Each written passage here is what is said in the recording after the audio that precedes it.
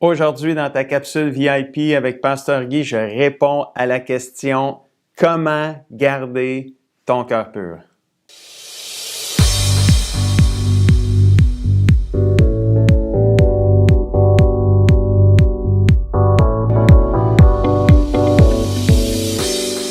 Bonjour mon ami et bienvenue à ta capsule VIP aujourd'hui. C'est toujours un grand privilège pour moi de pouvoir nourrir ton âme afin de t'aider à grandir et devenir tout ce que Dieu veut que tu deviennes. Es-tu prêt de nourrir ton âme aujourd'hui? Je crois que oui.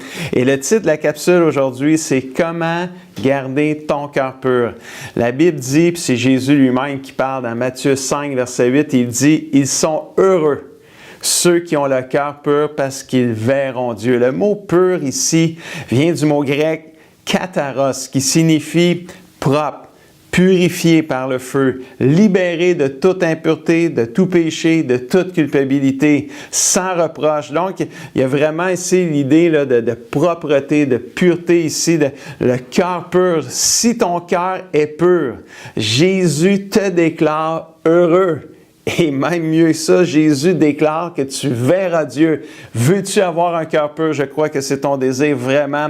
Et quand tu invites Jésus dans ta vie, que tu lui demandes pardon pour tes péchés, non seulement Jésus te pardonne, mais son sang te purifie de tous les péchés que tu as commis, que tu as demandé pardon, comme si tu n'avais jamais péché. Donc, ton cœur devient complètement pur, propre, et purifié et libéré. Si ton cœur est pur ou si ton cœur pur te permet de voir voir Dieu, te permet d'être heureux avec le Seigneur, ben je veux que tu saches que le diable, lui, il va tout faire pour pas que ton cœur reste pur. Il va tout faire pour l'intoxiquer, le salir et le rendre impur. C'est pour cela que la Bible dit dans Proverbe 4, verset 23, « Garde ton quoi? Garde ton cœur plus que toute autre chose, car de lui viennent les sources de la vie. » Comment garder ton cœur pur? Et ça, c'est une excellente question et je vais te donner 3 conseils bibliques aujourd'hui qui vont t'aider à garder ton cœur pur.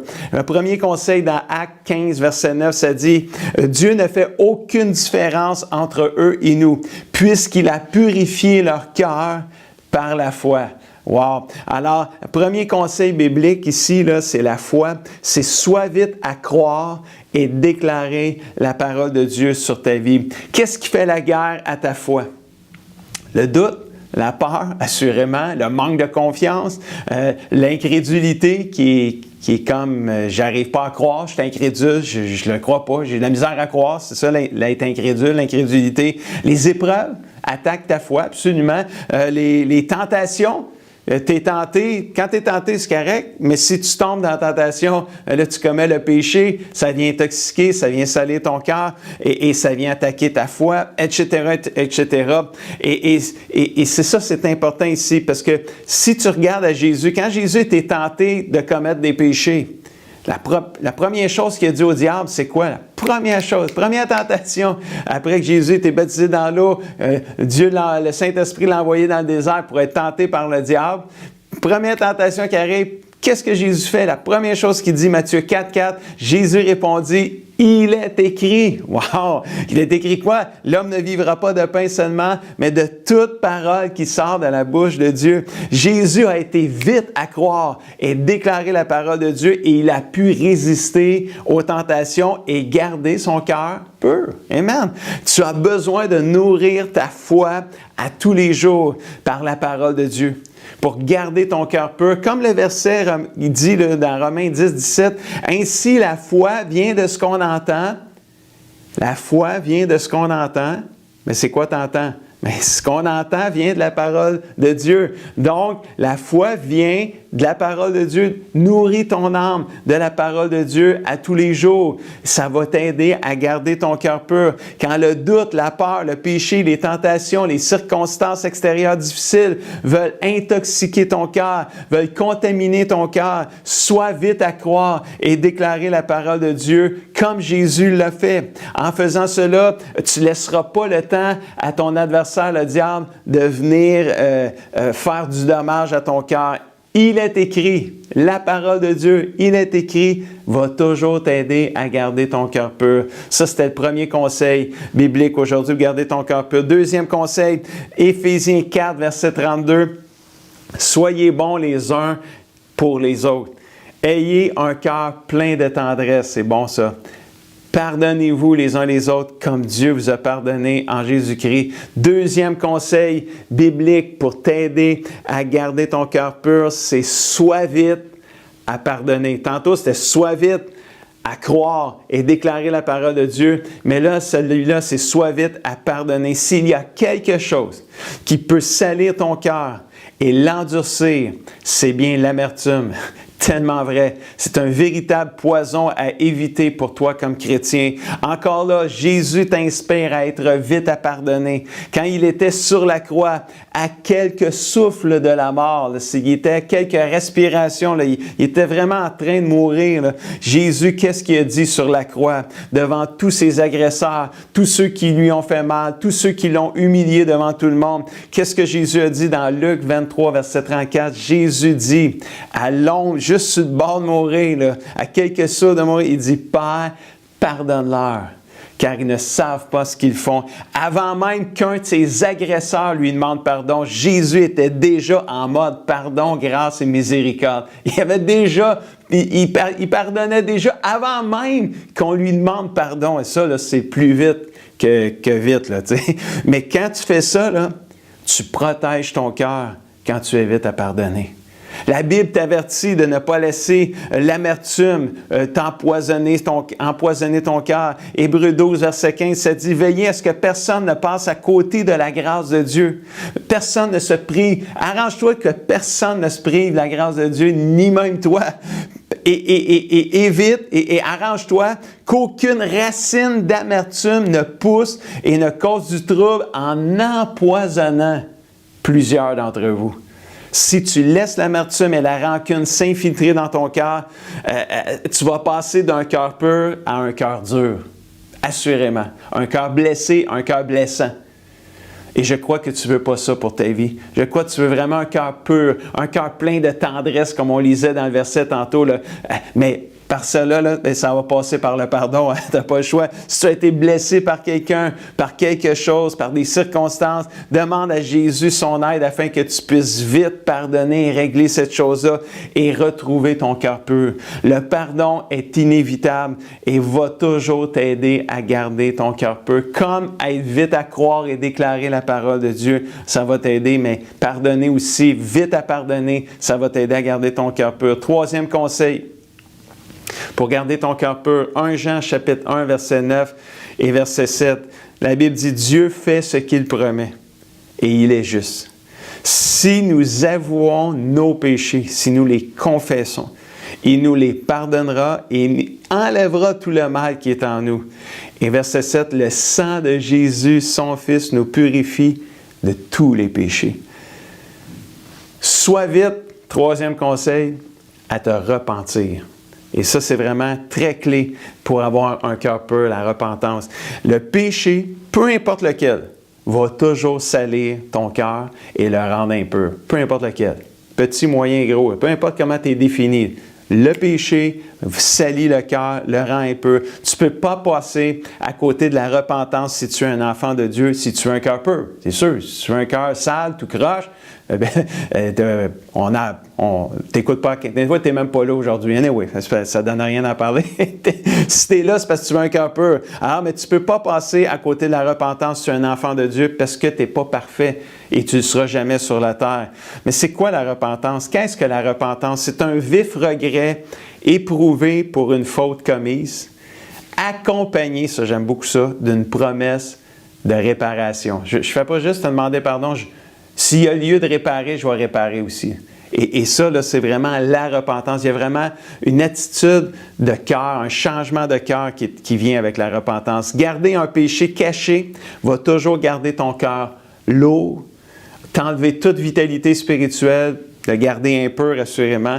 Le roi David, après qu'il avait commis l'adultère et qu'il avait fait mourir l'homme avec le mari de la femme avec qui il avait couché, nous le démontre bien. David n'a pas été vite à se repentir. Puis regardez comment il se sentait, puis il dit dans Psaume 32, verset 3 à 5, il dit « Avant, je ne reconnaissais pas mes torts, je me plaignais toute la journée, mes forces s'en allaient, mais je t'ai fait connaître mon péché. » À un moment donné, il était tanné, là, il a avoué son péché. Je t'ai fait connaître mon péché, je n'ai pas caché ma faute, j'ai dit « J'avouerai mes fautes au Seigneur, et toi, Seigneur, tu as enlevé le poids de mon péché. » David n'avait pas été vite à se repentir et ça l'épuisait tellement. Son cœur était lourd, il n'y avait plus de vitalité spirituelle. Mais merci Seigneur que même si des fois tu peux prendre du temps avant de te repentir parce qu'il y a de l'orgueil là-dedans, des fois c'est humiliant et l'orgueil nous tient un peu liés. Puis peut-être David, c'était comme ça, l'humiliation d'avoir commis des fautes, déshonorer Dieu. Des fois, c'est toutes sortes de circonstances extérieures, des émotions qui nous gardent dans la cachette, si on peut dire ça comme ça. Mais à un moment donné, tu ne peux pas, là. Si tu aimes Dieu vraiment, puis David, c'était quelqu'un qui aimait Dieu, mais à un moment donné, c'était trop lourd, c'était trop dur à vivre. À un moment donné, il les a avoués, ses péchés. Et même si parfois tu peux prendre du temps avant de te repentir, la grâce de Dieu, là, quand tu finis par le faire, bien, est encore là, est encore disponible, puis le Seigneur va te pardonner, puis il va enlever le poids de ton péché. Proverbe 28, 13 le dit tellement bien, « Celui qui cache ses fautes ne prospère pas, ne réussit pas, mais celui qui les reconnaît et les abandonne. » Tu sais, c'est quand je regrette, puis je répare. Je regrette, je répare. C'est ça la repentance. Je reconnais, j'abandonne, celui-là est pardonné. Mon ami, ne cache pas ton péché. Mets ton orgueil de côté. Avoue ton péché au Seigneur et change de conduite et de comportement. Ton cœur sera purifié, ton cœur sera libéré de tout mal et de toute impureté. La repentance est inévitable. Et ça va toujours t'aider à garder ton cœur pur. Alors, sois vite à te repentir et à changer. En conclusion, est-ce possible pour toi de garder ton cœur pur dans ce monde si impur? La réponse, c'est un grand oui, c'est possible. Et laisse-moi te rappeler les 3 conseils bibliques que je t'ai partagés dans la capsule pour garder ton cœur pur. Premièrement, sois vite à croire et déclarer la parole de Dieu. Nourris ton âme de la parole de Dieu à tous les jours. Alléluia. Sois vite à pardonner, deuxièmement. Ne laisse pas l'amertume empoisonner ton cœur. Sois vite à te repentir. Ne laisse pas l'orgueil contaminer ton cœur et alourdir ton cœur. Sois vite à te repentir et changer. Si tu réalises que ton cœur n'est pas pur, c'est le signal pour venir prier et demander au Seigneur de le rendre pur. Matthieu 5, 8, le même verset que je t'ai lu en tout début de capsule, Jésus dit « Heureux ceux qui ont le cœur pur, car ils verront Dieu. » Je le dis haut et fort à toi aujourd'hui, garde ton cœur pur plus que toute autre chose, mon ami. Ne laisse rien contaminer ton cœur pour Dieu. Un jour, tu verras Dieu face à face, c'est une promesse. Laisse-moi te donner les défis de la semaine en terminant. Détermine de garder ton cœur pur en pratiquant les 3 conseils bibliques de la capsule d'aujourd'hui. Lis, médite et pratique tous les versets que je t'ai partagés dans la capsule aujourd'hui. S'il le faut, là, réécoute la capsule et demande au Saint-Esprit de parler à ton cœur, mais à la fin, là, que ton cœur puisse être pur. Garde ton cœur plus que toute autre chose. Je veux prier pour toi en terminant. Papa Céleste, merci pour mon ami qui écoute cette capsule-là aujourd'hui. Je te prie de l'aider. Je te prie de le fortifier. Et je te prie, Seigneur, que tu puisses rendre son cœur pur plus que toute autre chose. Je prie que tu l'aides à croire et déclarer ta parole, que tu lui donnes le goût et le vouloir et le faire, la capacité de pouvoir lire ta parole à tous les jours et se nourrir de ta parole à tous les jours. Je prie que tu l'aides à pardonner s'il le faut. Il y a peut-être quelque chose qui est arrivé dans sa vie, il y a de la misère à pardonner. Donne-lui cette grâce de pouvoir pardonner, Seigneur Jésus. Père, je prie que tu l'aides à se repentir s'il a tombé, il a commis un péché qu'il n'a toujours pas avoué, qu'il cache depuis trop longtemps, qui alourdit son cœur. Donne-lui la force de demander pardon et libère-le. Père, je prie que mon ami puisse découvrir la puissance et la joie et la liberté d'avoir un cœur pur devant toi, Seigneur. Au nom puissant de Jésus, je le prie. Et tout le monde dit Amen et Amen. Et j'espère que tu as aimé cette capsule. Et si c'est le cas, je t'invite comme à chaque semaine à faire un pouce ou un cœur. Et si tu penses que ça peut aider quelqu'un, partage cette capsule avec lui ou elle. Et sur ce, je te dis à la semaine prochaine.